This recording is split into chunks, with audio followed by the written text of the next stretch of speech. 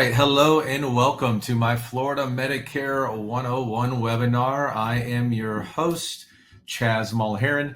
It is now 11 a.m. It's Thursday, December 11th. For most of you, this is probably your first time learning about Medicare. My goal today is just to give you a better understanding of Medicare and the options that are eventually going to be available to you. This event should last about 1 hour, just depending on how many questions you guys have. Hopefully, you guys can ask questions. On Tuesday night, for whatever reason, I was told that the questions were not open. The chat wasn't open. So if you want to use the chat function, you can answer or ask any questions, and I'll typically answer them at the end of the slide. If you want to take notes, go ahead. But what you'll have is an opportunity at the end of this webinar to fill out my brief survey. And in the survey, you can check off the box that you want my Medicare 101 booklet. And then all of the numbers we're going to go over today. We're going to go over a lot of Medicare costs, but I do have a Medicare cost sheet.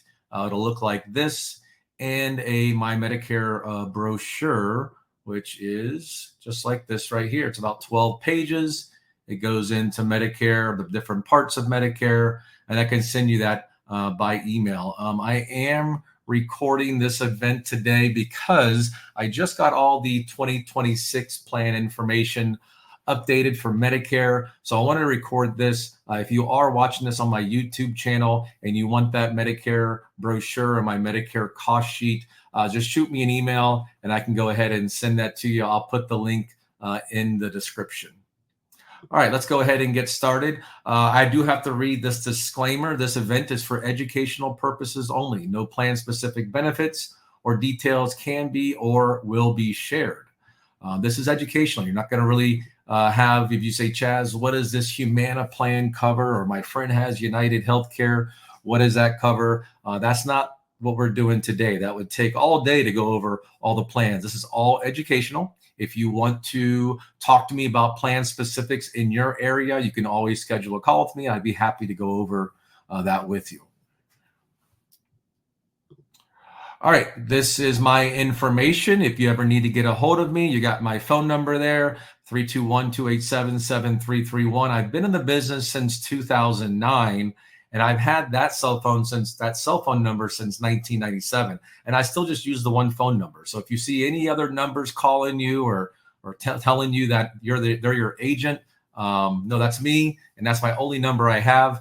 And then I have my email, just my name, chazmulheron@gmail.com. I also have a second email you might see from me. It's pretty much the same, chazmulheron@flretirementgroup.com. And then you have my website as well, mulheroninsurance.com.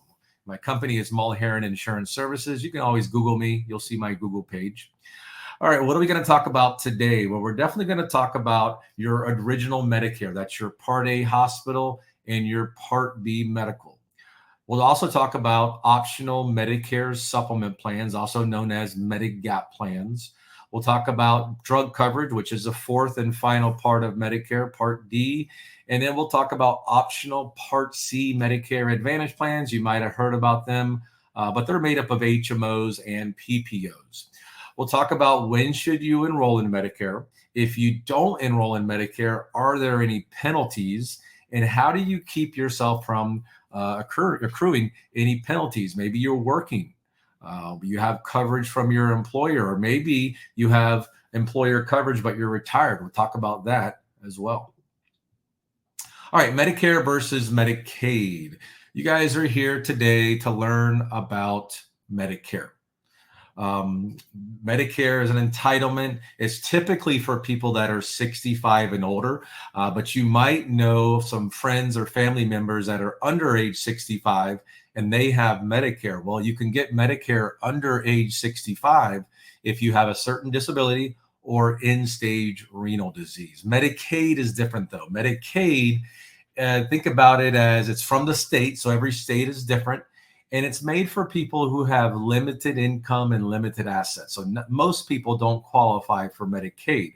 But if you are on Medicare, maybe 65 and older, and you have limited income and assets, you might qualify for Medicaid as well. And because you would have both Medicare and Medicaid, you'd be considered dual eligible.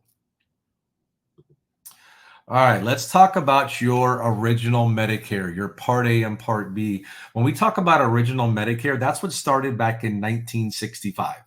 Like in 1965, when you turned 65 years old, you got a Medicare card, and you could use it. You can go to your doctor and use your Part B medical services. You can use your Part A for hospitalization. And the cost was very, very low. I think I read somewhere Medicare was like $5 a month or something like that.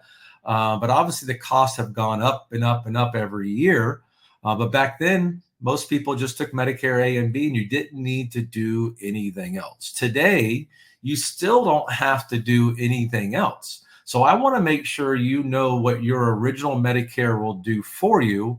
And then you can look at, hey, well, I have either my coverage from work, or maybe you pick up a supplement plan or a Medicare Advantage plan. So let's imagine for a couple of slides here that you have nothing else but just Medicare A and B. You have original Medicare. Okay, here's what your Medicare card is going to look like. It's a red, white, and blue card. It'll have your name on it, your Medicare number, and then your Part A and Part B with the effective dates. That's all that's on there. Let me get this out of full screen. There we go. Okay, let me get back to the, okay. So let's talk about Part A first. Part A, your card will say hospital on there, and that's what it covers. It covers your hospitalization. And Part A can only start on the first day of the month, and it'll typically start the first day of your birth month. So let's go ahead and use an example. Let's say your birth date is August 27th, 1961. This is just an example. You might think, oh, well, my birth date's at the end of the month. I must not start Medicare until the end of the month. But in fact, Part A can only start on the first of the month. And it'll be the first day of your birth month. Unless you're born on the first, then you'll get it a month early. Now, there is typically no premium for Part A. So most people you talk to, 65 and older, will have Part A because it doesn't cost anything. When you get your paycheck, your pay stub, you're going to see Medicare taxes that come out of there. That's to pay for Part A. Now, people that did not pay into Medicare for 40 quarters, 10 years, they could have a premium for Part A, and it could be as high as $565 a month. Depends on how many quarters you worked. If you're not sure how many quarters you worked, I recommend creating an account with Social Security. So ssa.gov, you create an account there, and they'll tell you right when you log in. I know I've logged into mine, and it says you have your 40 quarters for Medicare. So I don't have to worry about that. So definitely double check that. So you know Part A is typically going to have a zero premium. You're not going to pay anything for it. We know it's typically going to start the first day of your birth month, even if your birthday is at the end of the month. So let's say in that example, your birth date is August 27th. You started Medicare Part A on August 1st. And on August 10th, you call me up and you say, Chaz, I attended your webinar back in December of last year. And really, it's been so long ago, I don't remember what you said about all that Medicare stuff, but I just left the hospital. And you're going to ask me, what does that cost me? I don't remember. But I'll say, well, okay, were you an inpatient in the hospital, or did you just go to the emergency room and consider that a hospitalization? They say, no, Chaz, I was an inpatient. I was there for 5 days. And I say, okay, because you were an inpatient, that's going to fall under Part A. If you would have told me, oh, I had just an emergency room visit, that's going to be under Part B we'll talk about next. So because you are an inpatient, Medicare will cover at least a semi-private room. They're going to cover your meals. They're going to cover general nursing, hospital services, and supplies. It will not cover the first 3 pints of blood. It will not cover private duty nursing, comfort, or convenience items. And you say, great, Chaz, you saying that Medicare is going to cover my hospital stay? Well, they do cover it, but they don't cover it in full. They will not cover it in full. You're going to have to pay some money yourself. And these are considered your gaps in Medicare for Part A. What I mean by gaps is Medicare will not cover it all. I do have a question for you guys. Let me know if anybody's able to use chat. Just say yes or I guess you can't say no if you can't, but if you can type in chat. I want to know if I fix the chat button. So hopefully that does work. Okay, so Part A of Medicare. We know that Medicare will not cover the full hospital stay. So you say, Chaz, I was there January 1st through, August 1st through August 6th. What is that going to cost me? Well, Medicare says you have a deductible to meet before we will pay any of that hospital stay. Thank you, Linda and Christine. Okay, I got it working this time. Last time it wasn't working. So Medicare says for that hospital stay, no matter how many days, if you're an inpatient, immediately you're going to owe $1,736 out of your pocket. And that's good for 60 days. Medicare will cover the remainder of the hospitalization bill. Now, remember, it's your room, it's your meals, it's your nursing, and your supplies. Not going to be your surgery and stuff. So that's going to be covered under that $1,736 that you're going to pay. Medicare will cover the rest. So let's say it's Linda, and Linda's in the hospital August 1st through August 6th. She pays her $1,736. She comes out of the hospital. From that day that she leaves, she has 60 days to be readmitted and still be covered under that $1,736. But if 3 months goes by, she goes back into the hospital, that's another deductible she would have to meet. So it's not like what we're used to. Like I know next year I have a $10,000 deductible on my plan. I know I meet it one time for the year. This is a per 60-day window. Now, if you stay longer in the hospital, all of a sudden you didn't get out of there and you're still on there day 61, Medicare says, okay, we'll cover every day in the hospital except for $434 a day. You're going to owe that. Days 91 through 150, you're going to owe $868 a day. After 150 days, Medicare bows out. They don't cover anything. And remember, they don't cover the first 3 pints of blood. It's weird. And comfort and convenience items. And remember, guys, if you don't want to write this down, you don't have to. You will get a Medicare and U book from the government that'll have these numbers in there. And I can email you. You fill out my quick survey. I can email you all of these costs that we talk about today. Okay. So let's say you get out of the hospital, you call me up and say, or maybe you're not out of the hospital, or saying, hey, they're gonna send me to inpatient rehab. That's skilled nursing care. Medicare says, look, as long as you spend 3 days in the hospital, we will cover your inpatient rehab 100% for the first 20 days.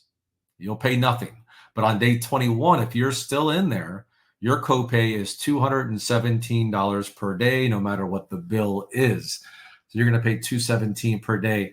It's not that common to stay past day 20, but I do get those calls every now and then. I had somebody recently stay 35 days. So you can see that the longer you stay in the hospital and the longer you stay in the skilled nursing care, the more you're going to pay. And Medicare does not cover long-term care. This is acute care. Get in, get better, and go back home. So again, quick care. So let's talk really quick about Part A, kind of a recap of Part A.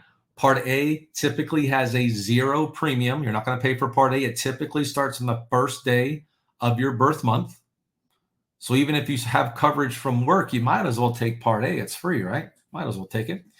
Medicare will cover inpatient hospitalization only. And then you do have your gaps in Medicare of what you would owe if you're hospitalized. Okay. Any questions about Part A? Let me know. Let's go ahead and move on to Part B. So we know when we looked at that Medicare card, Part A said hospital, Part B just says medical. This is pretty much everything else. Think of your primary doctors, your specialists, urgent care, emergency room, surgery that you might get done, anesthesiologist, MRIs, CT scans, ambulance ride even falls under Part B. Now, Part B can only start on the first of the month, just like Part A. But unlike Part A, 50% of the people that I talk to don't start Part B on their birth month. Because look at this, Part B is optional. You might not have to take it when you're first eligible. So The monthly premium for Part B next year, this is all 2026, by the way, is $202.90. You might have heard it was 185. That was last year. We had a pretty big jump of, what is that, 9 or 10%, almost 10%, $202.90. And the government says if you don't take Part B when you're first eligible, you turn 65, you could have a 10% penalty for every 12 months you were eligible, but you didn't enroll. If you get assessed that penalty, it will never go away. You'll have it every single month for the rest of your life. Now, right now, you're probably freaking out. Oh my gosh, I didn't know I had to take that. What am I going to do? Well, there are limited exceptions. So if you're looking to delay Medicare and not have a penalty, this is for you right here. Ask yourself, are you still working, or is your spouse still working? And do you have employer health insurance from that employer, the active employer? If so, and it has 20 or more employees, you can delay Part B of Medicare for as long as that is true. You still have or you have health insurance from an active employer. You can delay Part B with no penalties. What if you have VA benefits or TRICARE for life? You need to take Part B. What if you have a marketplace plan? I just signed up 2 people this morning for a marketplace plan. What is marketplace? Think of healthcare.gov. People that are under 65, if they don't have employer coverage, their only other option is getting a marketplace plan. Those 2 people I signed up today, if they were to say, Chaz, I'm turning 65 soon, can't I just keep my marketplace plan? The last one I signed up, his premium was only $54 a month. He might say, well, Chaz, I don't want to go on Medicare. It's $202. Nope. Once you turn 65, the month you turn 65, you're no longer eligible for a subsidy from the marketplace. You got to go on the Medicare. So the only way you can delay Medicare is if you have active employment and you have health insurance from that employer. If you're retired and you have health insurance from the retirement, you need to take Part B. If not, and you get Part B in the future, you're going to be penalized. When can you sign up for Medicare? You have a 7-month enrollment. So I'll use that example again of imagining your birth date was August 27th, 1961. Well, in that case, you're eligible for Medicare August 1st, right?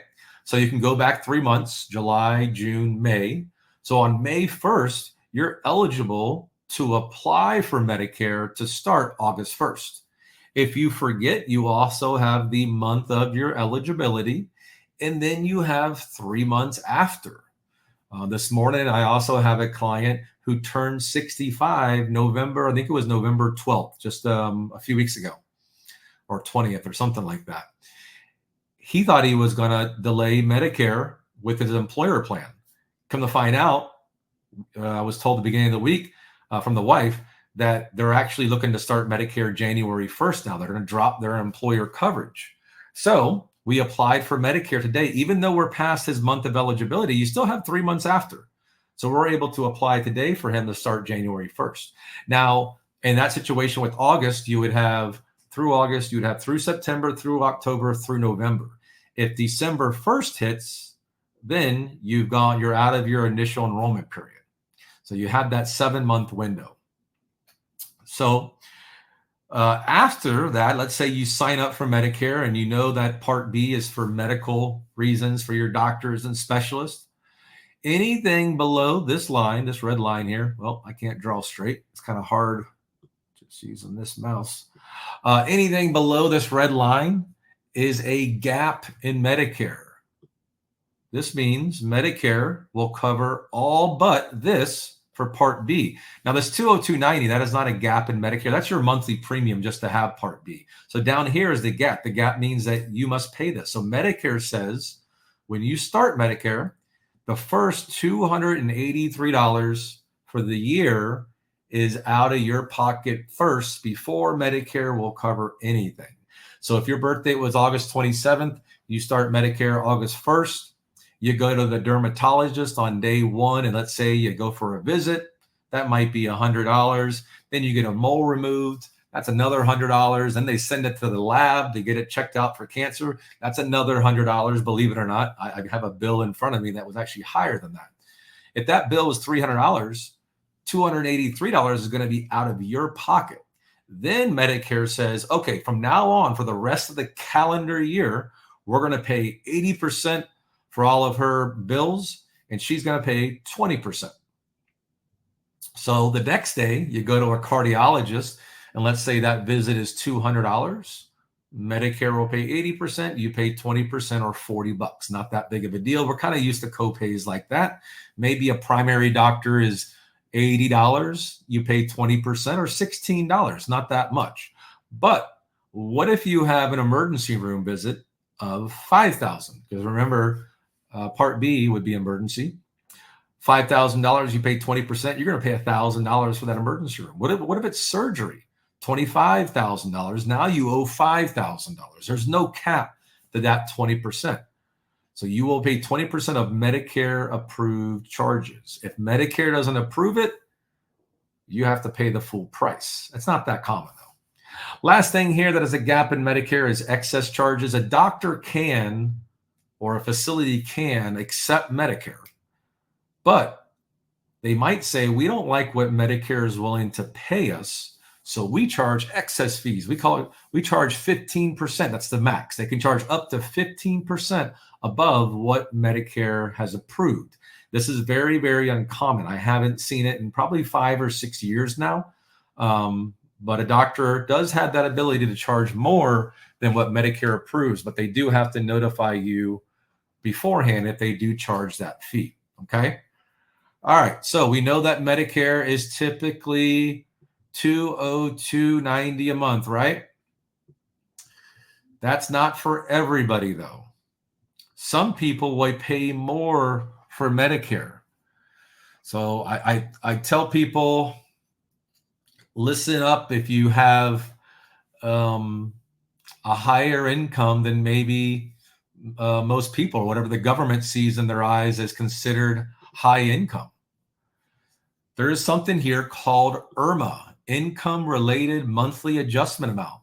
The government is going to look at your income from 2 years ago, and they're going to say, 2 years ago, we see that you made this on your tax returns. And if it's high, what they considered high, Medicare can cost you more. You can see the base amount right here, right? $202.90. But look at this. It goes up, up, up. I just had yesterday, a guy got a surprise that his premium is going to be this for B. He was not too happy. But I said, you got to think back on my webinar, and I'll tell you what happened to him in a second. But the government always looks 2 years back. So for the year 2026, they're going to look at your modified adjusted gross income from 2024. And they're going to say, it looks like you filed an individual tax return, and if you made $109,000 or less, you're okay. If you filed a joint tax return and you made $218,000 or less, you're okay. But if you make more, that's what they're going to charge you more. And yes, it is based off of your modified adjusted gross income on the left-hand side over here from 2 years ago. If you're collecting Social Security, they're going to take that right out of your Social Security check. If not, you're going to get billed quarterly. Now, the issue my client had yesterday, he was panicking. He emailed me, texted me, and called me. About 30 minutes later, I was able to call him back, and he showed me the letter he got from Social Security. Now, he's already been on Medicare for a couple of years. The letter he got was, sir, we see that, we always look 2 years back, and for 2026, we're looking at your 2024 income, and we noticed you made $464,000, and he is single. So I said, the numbers they gave you were correct. Your Part B of Medicare is going to be $649 a month. He was only paying the $185 last year. And I said, did you make a lot in 2024? And he said, well, no. Well, he sold some investment homes. Guess what? It's not just, he thought, when I said income, he was thinking it was just salary, like his employee, like being an employee. But no, it's anything that counts towards your adjusted gross income. It is your modified adjusted gross income, but that's it's pretty much the same thing for everybody. So every year they go 2 years back. You sell off some properties and that goes towards your income, guess what? You're going to have to pay more. Or let's say you have a 401k, you retire, you talk to me, say, Chaz, I'm retiring. I have a 401k. I was told that once I retire, I don't want to keep the money in the 401k, which is true. But the last thing you want to do is take that money as income. If you just take your $200,000 out of your 401k and put it into your checking account, guess what? Your income's going to go up. And 2 years later, you're going to get dinged for that. So you got to be careful there of taking money out. I've had clients do that before, and I've had clients where we help them move them into an IRA. We transfer the money into an IRA that still is not taxable. And maybe you take an income from it. You're retired. Maybe you want to take out 20, 30 grand a year, whatever you want to take out to keep you under these thresholds. Now, common questions I get are, in 2024, Chaz, I made a lot of money, but I'm retired now. That's not fair. They're going to charge me more. And you're correct. If that is you, let me know when we talk on the phone, because there's a life event change form that we can fill out that something has happened in your life that has made your income go down. Selling investment properties is not a life event change, but retirement is. Maybe your spouse passes away. There's different reasons why your income might go down. Okay. Any questions about that? Let me know. Now, these numbers, again, will be in my Medicare cost sheet, so you don't have to write this down. All right, let's talk about the third part of Medicare. That is Part C, Medicare Advantage plans. I believe these came out in 2003. And prior to that, you had Medicare A and B. Insurance companies participated in supplement plans, but the government said, you know what? We're going to create another option. We're going to have it to where if people don't want to get their Medicare insurance from the government, they could get it from an insurance companies. We'll let the insurance companies participate, and we'll allow them to offer at least as much as what we offer as Medicare, but they can offer more. So the insurance companies came out and said, okay, we'll provide this for people, and they get paid by the government. So if you choose a Part C Medicare Advantage plan, you're choosing an insurance company to be in charge of your Medicare, and they get paid from the government every month. Because of that income they're getting from the government, they're able to provide you with your Part A hospitalization, your Part B medical, and they can throw in additional benefits if they want to. So for instance, if you notice when we talked about Part A and Part B, I did not mention anything about medications because Medicare A and B doesn't cover that. I didn't mention anything about dental, vision, hearing, over-the-counter benefits, groceries. Medicare just covers your hospitalization and your medical costs. That's original Medicare. So Advantage plans are allowed to, if they want to, they can throw in your Part D drug coverage. They can throw in dental if they want to. They can give you a grocery card. They can do a lot of different things. Now, there are some pros and cons of these Advantage plans I want you to be aware of. I wouldn't just go on YouTube and start Googling the pros and cons of Medicare Advantage plans because you're going to get a lot of agents in different states. In Florida, we are different. Our Advantage plans, in my opinion, have a lot lower copays and a lot of options that aren't available in other states. So make sure you talk to an agent, hopefully me, but an agent that is living here in Florida and knows the plans and all the counties, everything about them. So again, in a little bit, I'm going to give you some pros and cons of these Medicare Advantage plans. Let's talk about the fourth and final part of Medicare. This also was approved, I believe, in 2003. Part D drug coverage, because prior to that, the government, there was no option to get drug coverage. They had some supplement plans that gave you a little bit towards medications, but the drug plans, there was no drug plans that you can purchase separately. So the government said, we're going to come up with a Part D system, but the government didn't want to participate in it. They just wanted to oversee it. They didn't create any options. And they said, insurance companies, come in and offer these Part D drug plans, and we'll pay you a monthly premium. Okay. Some insurance companies came in and some of them have premiums, some of them don't. But if you do not take a drug plan when you're first eligible, again, the month you turn 65, you might be assessed from the government a 1% penalty for every month you were eligible for drug coverage but didn't take it. It's 1% of the national average drug plan premium, which I think is around $39. So if you call me up 5 years from now and say, Chaz, I never needed drugs. I don't take drugs, but now I need a drug plan. I didn't have drug coverage. Well, you're going to be penalized 1% for every single month. 5 years is 60 months. That's 60% penalty for the rest of your life. That will never go away. Now, if you're freaking out because you don't want drug coverage, there are some limited exceptions. Again, if you are covered from employer coverage that is considered creditable drug coverage to Medicare, you don't have to have Part D. Now, in this instance, it can be active employment or retirement, either one. Remember, with B as in Bravo, it's only for active employment insurance. For D, it can be active or retirement coverage. You can delay D and not get drug coverage yet. If you have VA benefits or TRICARE, you need to get B, right? But you don't have to get D because you have creditable drug coverage to the military. So VA benefits, TRICARE, CHAMP VA, you have creditable drug coverage through the military, you're okay. Now, what if you have a marketplace plan? Again, you purchase your own insurance. Maybe it's Medicare, maybe it's a marketplace plan.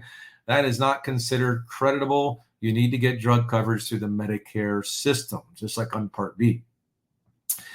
So let's say you talk to me next week and you say, Chaz, I know I need to enroll in Medicare. I need to enroll in drug coverage. When do I do all this? Well, first I find out when your birth month is, and then I put you on my calendar to reach out 3 months prior.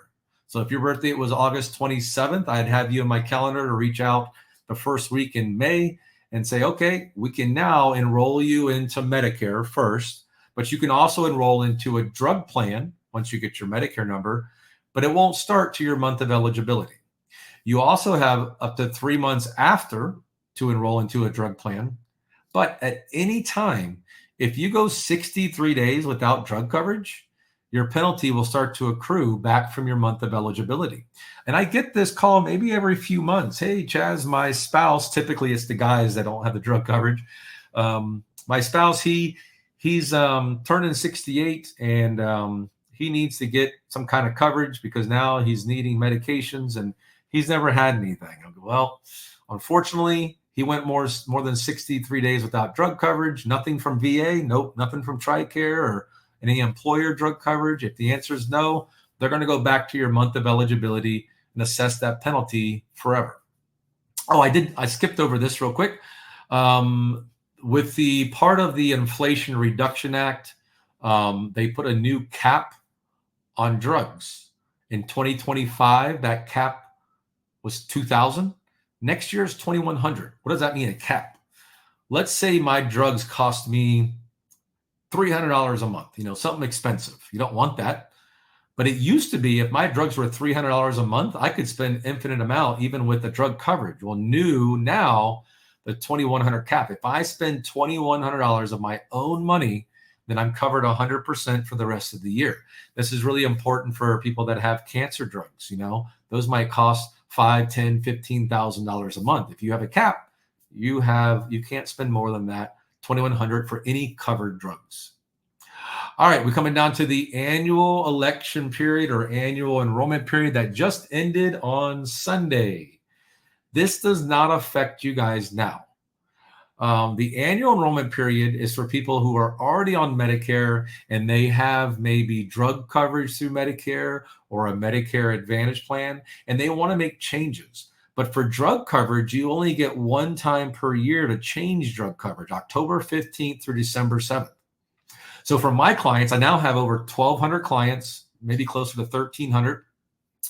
My email goes out in September, mid-September, and it's the same email to everybody. It says, hi, thanks you for being a client of mine. By the way, my clients have never paid me a dime ever. I'm not allowed to get any money from my clients. I help them shop plans. But that email that goes out says, click this link. When they click that link, my calendar pops up. They can see all my available days and times from October through December 7th. And when they click that link and they They pick a day and time, they put their name and email in, and then they can update their medications with me. Because every year your medications might change and the drug plans change. So I have to put their medications into my system and I shop their plan for them. Then I tell them, hey, you need to stay where you are, or maybe we have to move you. Here's what your drug plan is going to do. So even if you don't use me as an agent, there's no reason not to use an agent. I recommend using an agent in the state you're in. If it's Florida, find an agent that's in Florida. Again, that's what I do. I've been doing this for 16 years because we can shop the plan for you and we cannot charge you anything ever. Whatever company you choose, that company pays us. And whatever company you choose for the enrollment period becomes effective January 1st. Now, remember, this doesn't pertain to you if you're new to Medicare. That's going to be your initial enrollment period, not your annual. Be careful. There could be a deductible of up to $615. So it's important for that agent to go over every medication you have and whether the deductible is applicable or not. All right. So let's say you talk to me, and obviously I forgot to change that top up there. It's supposed to say 2026. I missed a slide. But let's say you go, Chaz, I want to start Medicare and I know I need drug coverage, but I don't take any medications. How do I get drug coverage? Or maybe you do take a lot of medications. How do you get drug coverage? Well, there's only two ways to get drug coverage through the Medicare system. One, you can have your Medicare A and B. Remember, you don't have to do anything else. And you can add a standalone drug plan from an insurance company. That's all they do. They just cover your medications. And you might have copays, but they're covering your medications. Or you can get a Medicare Advantage plan that includes prescription drugs, MAPD, Medicare Advantage with prescription drugs. They integrate your drugs into it. That's the only two ways to get drug coverage through the Medicare system. No, by the way, if you are high income, remember old IRMA, income related monthly adjustment amount. If you have a high income, they're going to want to charge you more for drug coverage. Remember that guy I said, I think it was yesterday, the day before, his income for 2024 was like 460 something. I told him, I said, yes, you're also going to have a Part D IRMA of 8330. So you got to be careful there of your income. I know you say, well, how do I be careful? I make what I make. It's not just your salary or bonuses. It's also 401ks, stuff that you're cashing out, selling property, not your main property, but maybe you have rental homes. So you got to be careful of that. Remember, they always look 2 years back. I'm not going to go into all detail of this slide because, again, it's on my Medicare cost sheet as well. Okay, so now we know all the four parts of Medicare. There are no more parts of Medicare. We talked about Part A hospital, Part B medical, Part C Medicare Advantage, and Part D drug coverage. No more parts of Medicare. Let's think back, though, to your Part A hospital and your Part B medical, your original Medicare, right? And I said you don't have to do anything else, and that's true. But some people, they saw those gaps. You remember the gaps I talked about? Let me go back real quick. Remember the gaps on the right-hand side, everything in light blue on the right-hand side? You might look at those numbers and say, oh my gosh, if I get hospitalized, I owe $1,736. I'm going to say longer. It can really, eat into your savings or your checking account. And then you look at Part B, everything below that red line, the 283, the 20%, the 15. Some people, say, Chaz, I don't want to be susceptible to having to owe all that money. Instead, you can purchase a Medigap plan or Medicare supplement plan. It's the same thing. What you're doing is you're telling an insurance company, I want to pay you X amount of dollars per month if you will cover all that stuff for me, all those gaps. I don't want to have to pay that. We'll talk about potential premiums in a little bit here. But you're just transferring the risk to an insurance company. You're willing to pay a lot less per month to not have to worry about those costs. Now, Medigap plans are under strict federal guidelines. In 1990, the government created the plans. They said, look, insurance companies, here's a list of plans. You must stick to these plans only. So it's not like what somebody under 65 might have 50 or 60 options. Think of it as like an employer plan where you might only have 3 or 4 options. But under Medicare, the government gave them about, I think it's like 10 options available. And these are the only options you have. Insurance companies have to stick to those plan options, and the insurance company cannot deny coverage. They can't change it.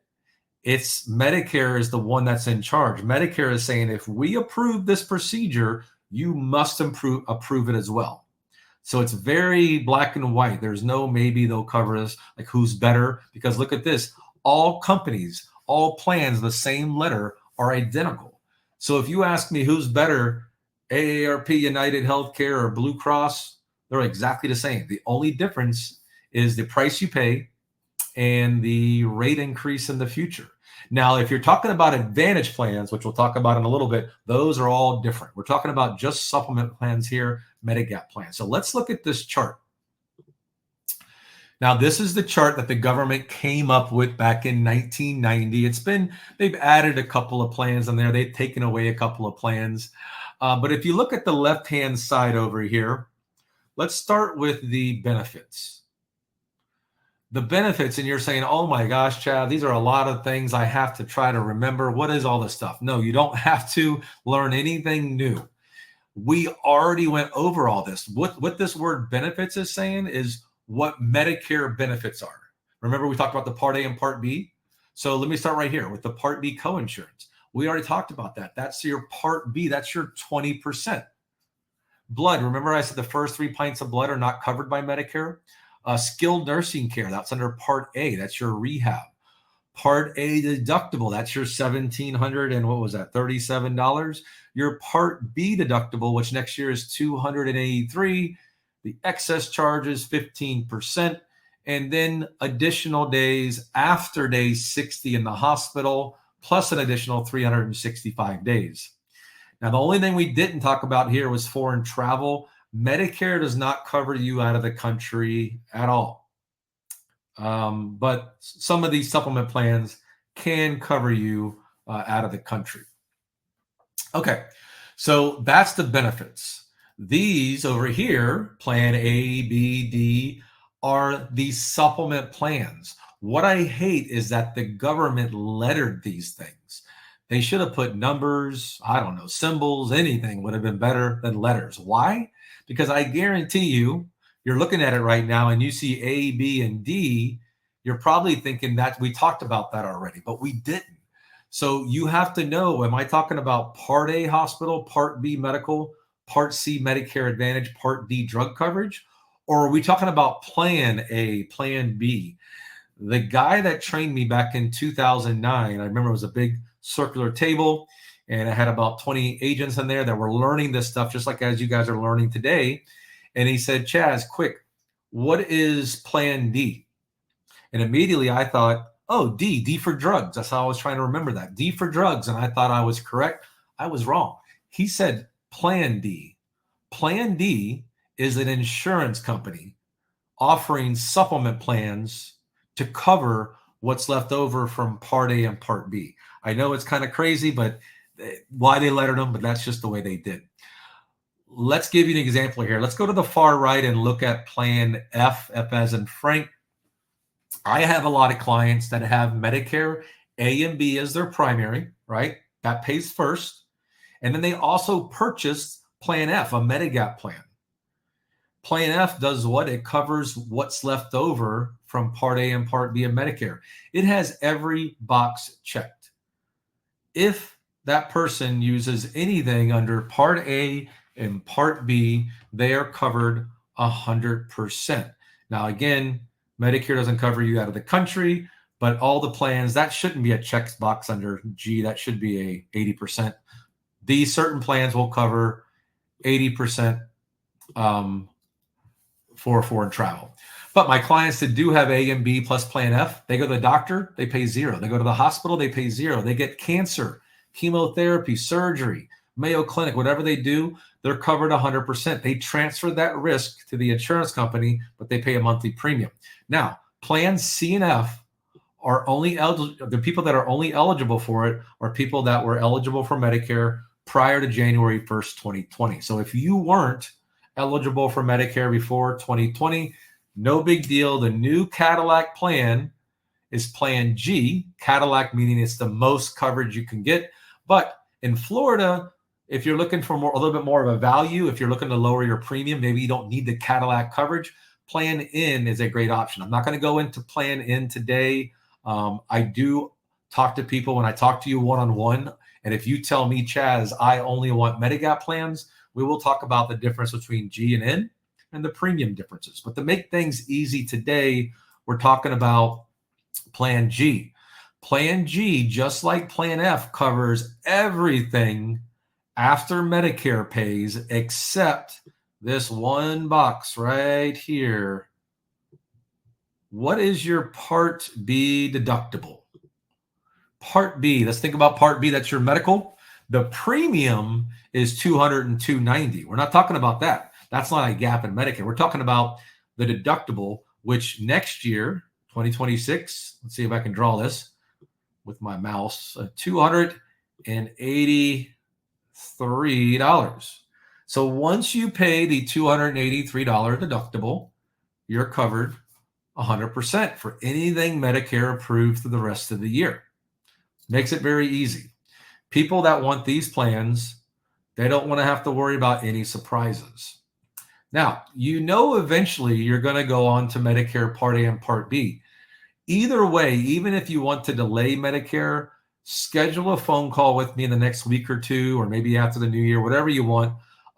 You tell me, Chaz, I'm going to delay Medicare. I'll say no problem. But the reason why I still want you to listen to these slides here is because eventually you're going to go on to Medicare. It might be 2 years down the road, 5 years down the road. But on our initial phone call, I'm going to ask you, hey, think back of when I gave you the options, Medicare Supplement or Medicare Advantage. Where do you think you fall? So you can either, once you get A and B, you can either add Medigap coverage to it, Medicare Supplement, and add drug coverage if you want to, if you don't want to be penalized. Or you can choose the Medicare Advantage plan, which includes your Part D. So I want to give you the pros and cons of option 2 and the pros and cons of option 3, and then compare kind of a cost estimate. It's a complete estimate because you guys might live all over Florida. You might be different ages. You might be male or female or smoker or non-smoker. So things change depending on where you live, okay? So let's go ahead and compare benefits first, okay? So let's compare if you're somebody who wanted Medicare as your primary, and then you added a Medigap plan, Plan G, for instance, here. If you choose this option, you can go to any doctor or any hospital who accepts Medicare nationwide. If you find out you want the best brain specialist and you found out that doctor is in Chicago, well, you say, hey, doc, do you accept Medicare? If you do, you can go there. I don't care what insurance company you have full access there. No network. No copays on Plan G. The only thing you owe is the annual deductible. So as long as it's Medicare approved, after you meet that deductible, you're covered January 1st through December 31st, 100%. And then you might say, Chaz, well, what if it's not Medicare approved? If it's not Medicare approved, it probably wasn't something that was needed. Maybe the doctor didn't recommend it, but you was something elected that you wanted to get. Then Medicare doesn't cover it, and the supplement plan can't cover it. So it has to be Medicare approved. After that, you have no other out-of-pocket costs for anything under Part A and Part B.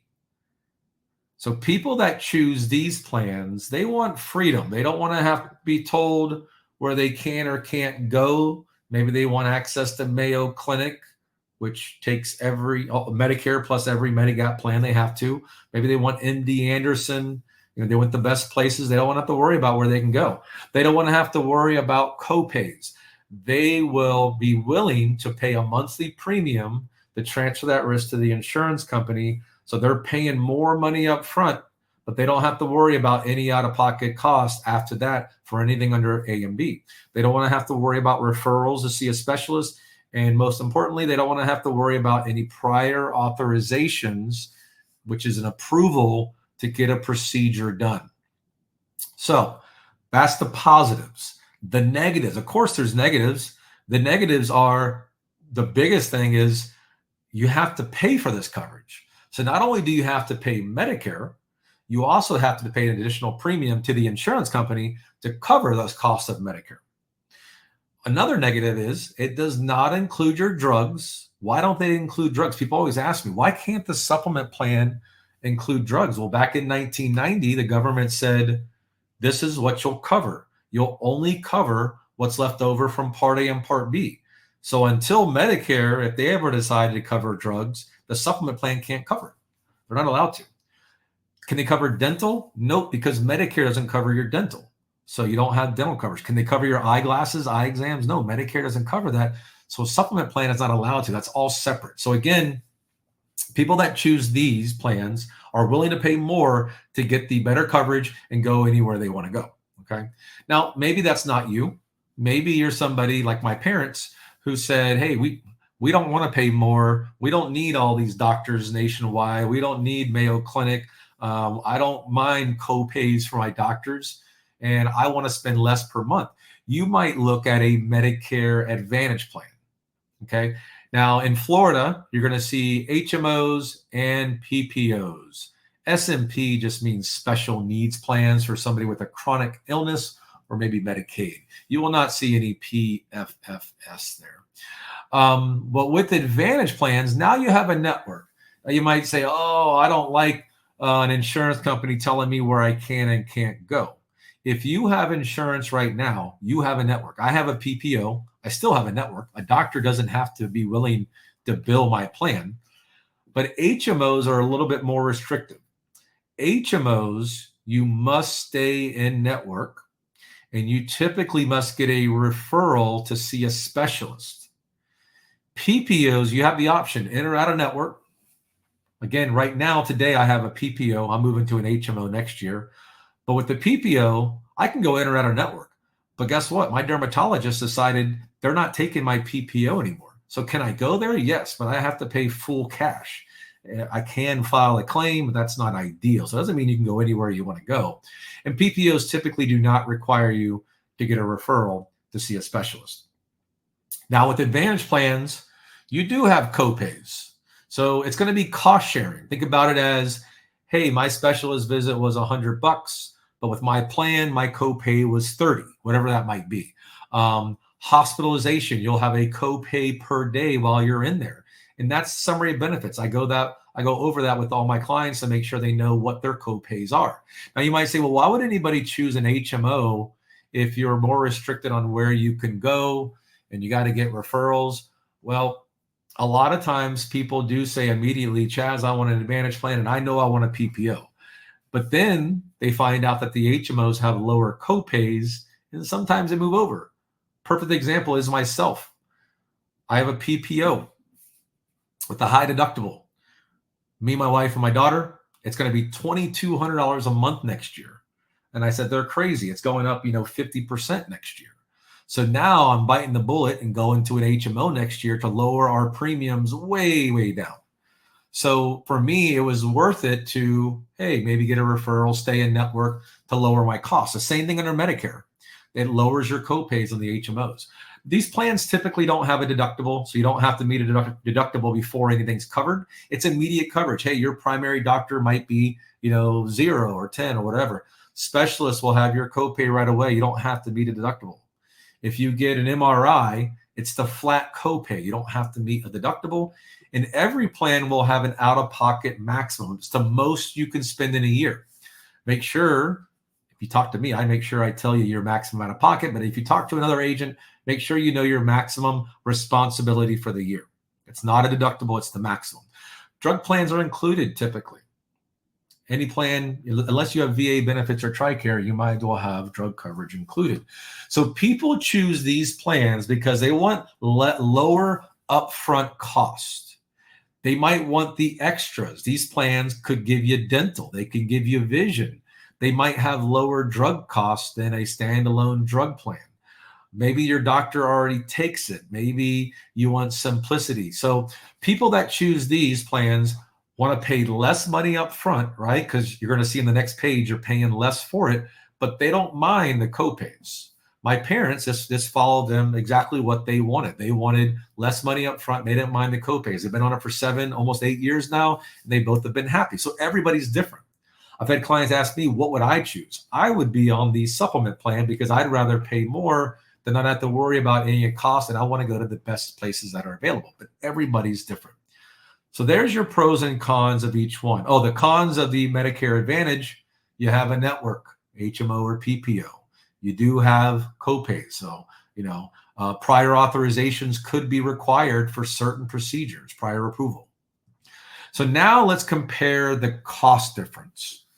If you choose the left side, which was Medicare supplement, we know that you're going to have to still have Part A of Medicare. Part A is $0 for most people. No cost. You still have to have Part B. So either way, Medicare Advantage or Medicare supplement, you still have to have Part B, which is $202.90 for most people.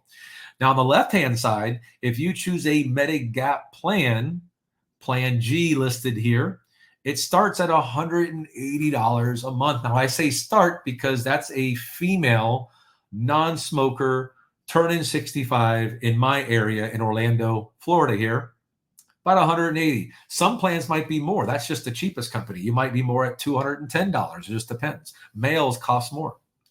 Drug coverage starts at $0. The most common drug plan I do for the last couple of years and next year is a $0 premium plan, but I get your medications, run it through the system to see if that is the correct option for you.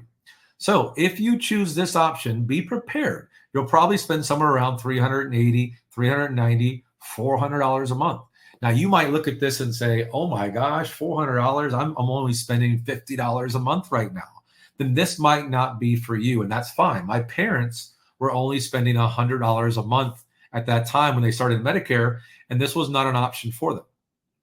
For me, this would be a savings for myself. So everybody's different. If this is not for you, you might want to look at the Medicare Advantage plan. Medicare Advantage plans, look at this. When I say start at $0, most plans are $0. I don't think I've ever done a Medicare Advantage plan that has a monthly premium. How do they charge $0? They get paid. They get subsidized from the government. The government gets to bow out and say, hey, we don't have to cover Sally at the emergency room. The Advantage plan pays, so they get paid from Medicare. You must continue to pay your Medicare premium, $202.90. Now, that says, you look at that and you might say, Chaz, that $202.90 is still above anything I can afford. And I make too much money to get help from the state. Well, you might be somebody who benefits for a Part B give back plan. Both of my parents went with a Part B give back plan that can lower your Medicare premium. This is not for everybody. If I talk to you on the phone in the next week or two and you say, Chaz, just tell you right now, I can't do that Medigap plan. I'll say, okay, easy. We've knocked out 50%. Let's look at the Medicare Advantage. How do you feel about paying $202.90? If you say you're okay with that, then I have a bunch of options. I can get your doctors, your medications, and we can filter where we think, hey, this has all your doctors, low copays, whatever you want. We can find everything.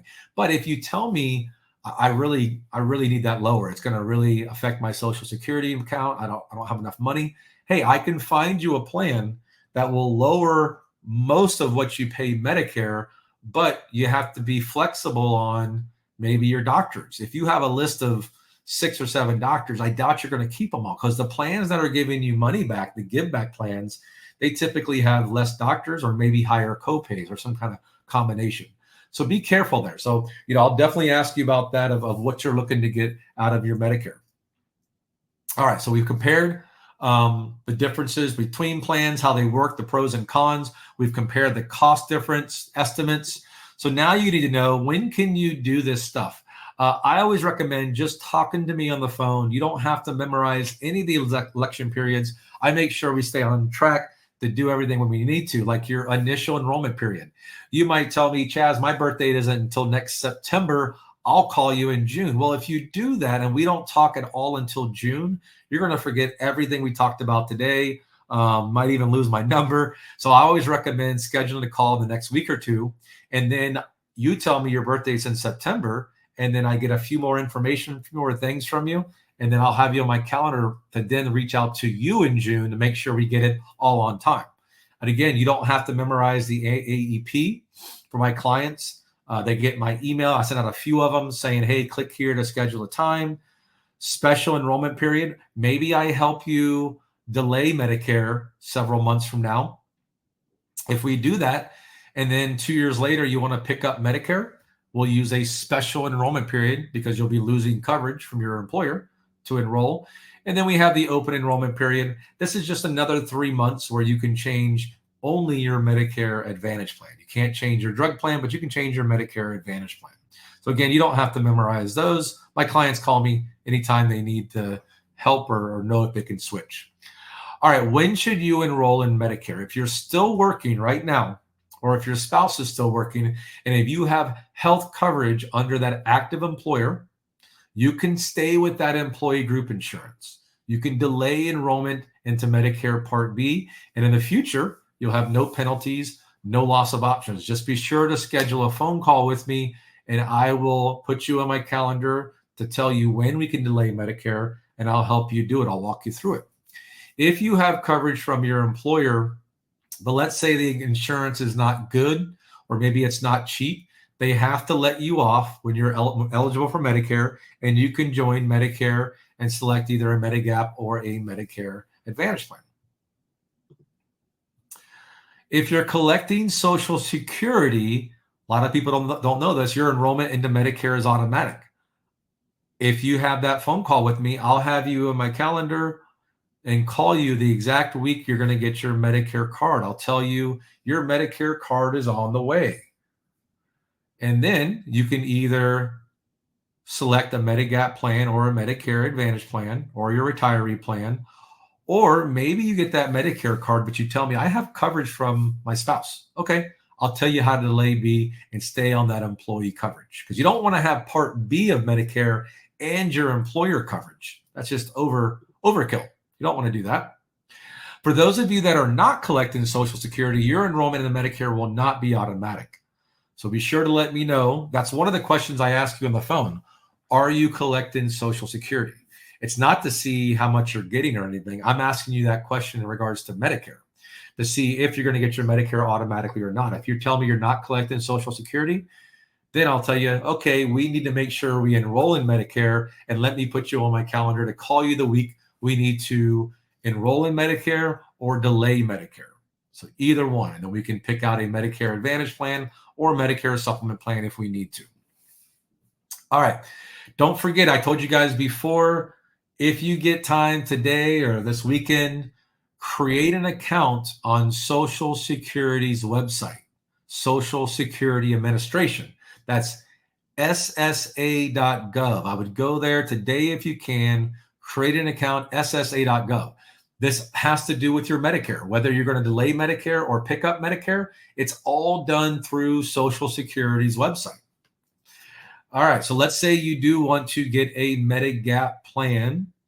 I can help you find the company. There are 26 carriers with the exact same 10 plans. Drug plans, we're already down to 10 drug plans available. I get your medications, I run them through my system, and it'll tell me where you'll save the most on drug coverage for the year. Now, Advantage plans, we have that 60 is being conservative. I was told from the state to be conservative on the numbers. You might even have 100 in your area. There's no reason you have to do this on your own. When I talk to you on the phone, if you tell me, Chaz, I'm interested in Medicare Advantage plans. Oh, Linda's asking what happened. I'm not sure, Linda. Are you not seeing me anymore? Hopefully you are. 1202. Hopefully it's still working for everybody. But when you talk to me, if you give me the name of your doctors and your medications, I can narrow that down to just maybe 2 or 3, and we can figure out what's going to work for you. Now, like I mentioned before, I'm an independent broker. I'm not captive with any one company. I don't have any allegiance to any one company. I do have my favorite plans, ones that I know that are working for people, ones that have a good network maybe, or ones that are lowering the Medicare premium the most. So, I do have options that I stick to when somebody tells me what they're looking for. But some common companies are AARP, which is really just United Healthcare, Florida Blue, Care Plus, Humana is very popular. So I do have other companies. Freedom, I've been doing more lately that I work with. So, okay, good, Linda. Glad you got me. Linda, if you missed any of it, what you'll notice, and for everybody, if you missed any of this webinar, when you fill out my brief survey, I will send you a copy. Actually, typically it's a pre-recorded video, but because I'm recording this one today for the whole year, I'll actually send you this one, assuming everything recorded correctly. So we should be good. All right, what's going to happen next? I recommend scheduling a call with me. Again, even if you say, Chaz, I am not going to go on Medicare, or Chaz, my birth date isn't for another 9 or 10 months from now. It's too early. It's never too early. Get the 5-minute phone call. The first call is probably 5 or 10 minutes. When you click on that link, I'll click it right now. It opens up a new window and my calendar pops up. You pick a day and time that works. I don't know. I probably haven't blocked off Christmas Eve or Christmas yet, but just don't schedule Christmas Eve or Christmas Day. But you can schedule a call. That call is going to go like this. Hey, Linda, I see that you attended my webinar. What's your date of birth? Oh, my birth date is in July. Okay. What do you plan on doing? Do you have coverage from work? Are you planning on keeping it, or do you plan on going on to Medicare? Oh, I'm going to keep on working. Okay. Now I know when I can call this person to let them know to delay Medicare. If you're going to pick up Medicare, same thing. I'll call you when we need to pick up Medicare. So there's questions I ask you. And on that call, assuming it's in the next week or two, you might still be fresh in your mind of if you like Medicare Advantage or Medicare Supplement. I just put that in the notes. And then later on, I can get your doctors and we can check everything out. So schedule a call with me. Don't forget, when you exit this webinar, my survey will pop up. Put your name, your email, check off the box that says, I would like the Medicare 101 booklet, and I will send that to you by email. I should be able to do it today. No questions the whole time. I thank you guys for attending. If you do have any questions that pop up later, save that for the phone call, or you can send me an email, whatever is better for you, and I'll answer that for you as best that I can. Don't forget, I will send you the Medicare cost sheet and the Medicare brochure if you check that box off. All right, guys, I thank you for attending. No other questions. You guys have a good rest of the day and a good weekend. And if I don't talk to you by then, have a good rest of your holidays. All right, this is going to pop off in 10 seconds, guys. Thank you. Have a good one.